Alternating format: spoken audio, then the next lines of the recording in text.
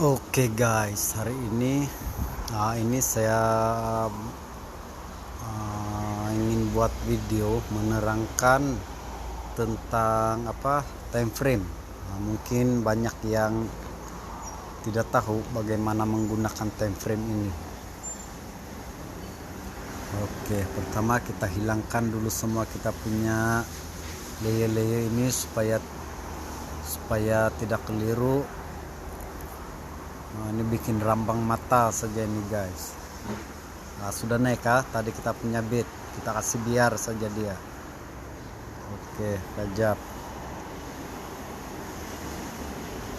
Aduh, dimana lah pula tempat dia itu guys. Oke, sini. Oke,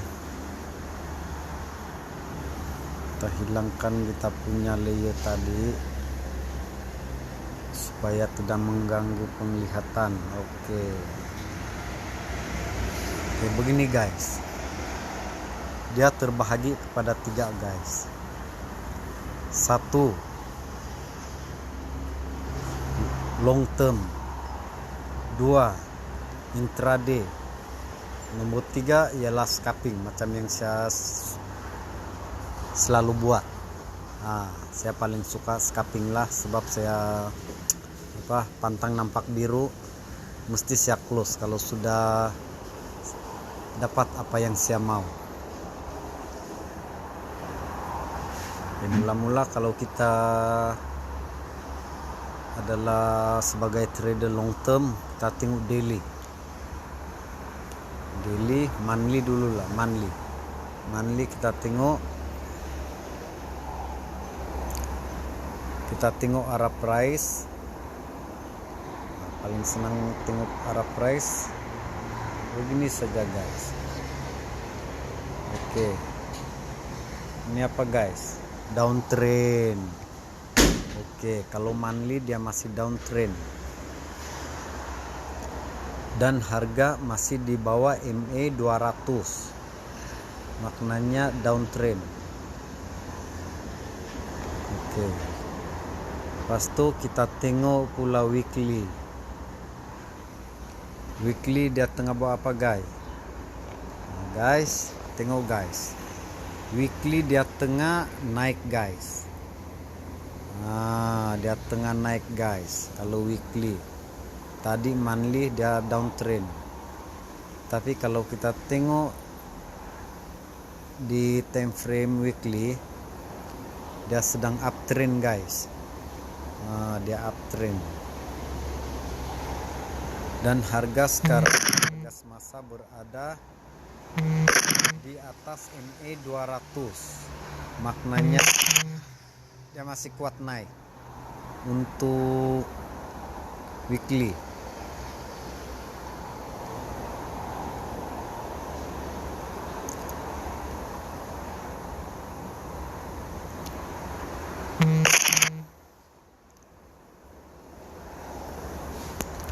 Lepas itu kita tengok H4 pula guys.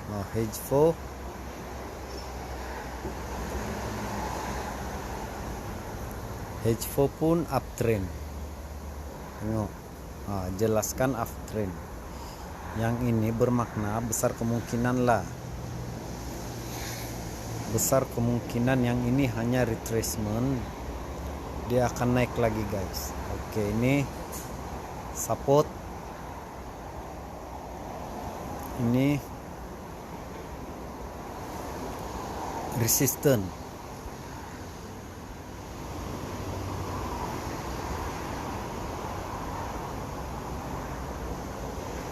Naik, turun, sini dia buat support, sini dia buat resistance. Lepas tu price yang ini telah memecahkan harga tertinggi yang ini.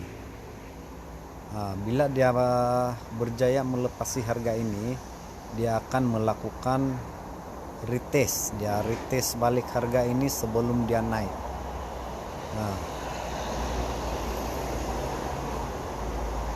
Akan tetapi untuk kita mengetahui dia akan naik lagi ataupun sebaliknya, kita kena tunggu di sini guys. Kalau dia boleh break harga tertinggi yang ini, dia akan retest balik lepas itu dia akan naik. Nah, begitu juga kalau dia tidak dapat break harga yang ini, dia akan turun balik, dia patah balik. Kalau dia patah balik ini pun dia tak dapat break, dia akan naik balik. Begitulah maknanya. Di situ berlakunya sideways.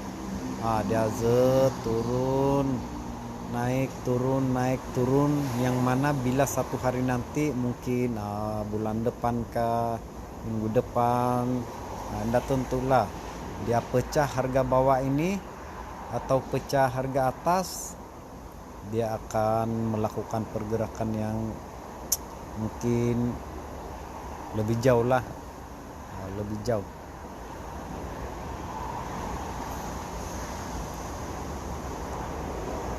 Tapi kalau berpandukan dengan chart weekly, dia seolah-olah buat head and shoulder, tahu, head and shoulder, yang mana bahu kiri sudah terjadi, bahu kiri kepala ini sekarang dia tengah buat bahu kanan.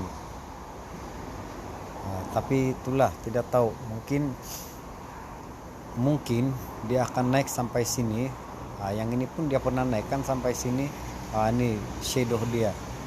Ini harga tertinggi yang dia pernah sampai. Lebih kurang sama level dengan dia punya kepala. Mungkin besar kemungkinan ini pun dia akan naik sampai sini. Kalau dia tidak dapat memecahkan harga ini, bermakna dia akan turun. Lepas itu dia break pula yang ini, dia akan retest balik pergi atas, dia akan turun. Dia akan cari engulfing bawah ini, guys. Ini macam yang video sebelum ini kita ada buat. Dia akan cari di sini. Oke, kegunaan time frame. Kegunaan time frame dari besar sampai kecil ialah untuk kita mengetahui apa yang sedang terjadi di dalam market, guys. Macam tadi Manly dia sedang turunkan, tapi kita tengok weekly H4 semua dia sedang naik.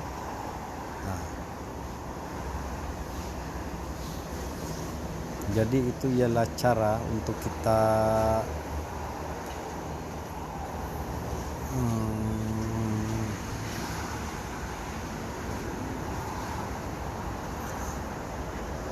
kita mengetahui apa yang terdapat di dalam time frame yang besar. Begitulah lebih kurangnya, guys.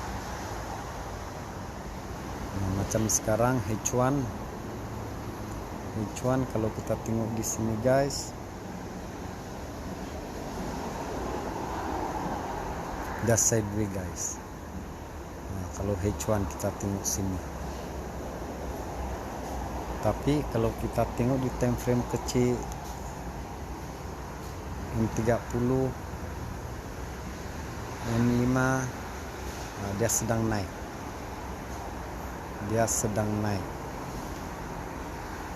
Tapi ini untuk scalping sajalah, guys. Ini dia tengah naik. Kalau dia dapat pecahkan harga yang ini maknanya dia akan naiklah pergi atas. Oke, guys, itu ialah cara-cara kita untuk menggunakan time frame. Jadi sebanyak-banyak time frame itu, guys, time frame paling kecil itulah yang paling berkesan untuk kita cari zone entry kita. Sebab dalam satu CS ini, guys, dia buat dalam 1 menit.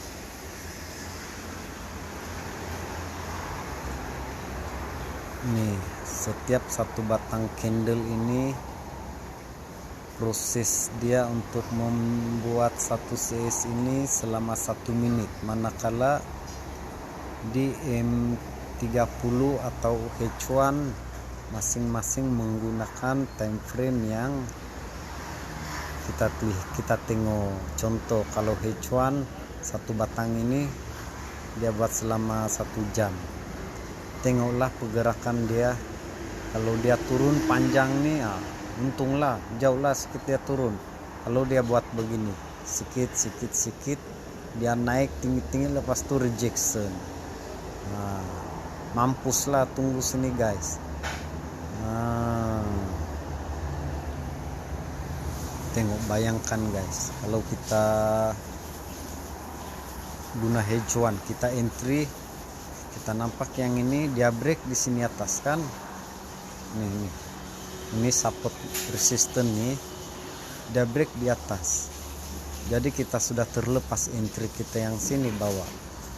Padahal kalau kita buka M1 kita boleh entry di sini di bawah. Tapi kalau kita tengok hedge one ke M30 macam belum lagi ada tanda-tanda mau naik. Jadi masa itu terlalu penting guys. Sebab itu kita gunakan M1 untuk apa? Untuk kita pantau pergerakan market nih dengan lebih mantap lah orang bilang. Oke guys, itu sahaja guys. Bye.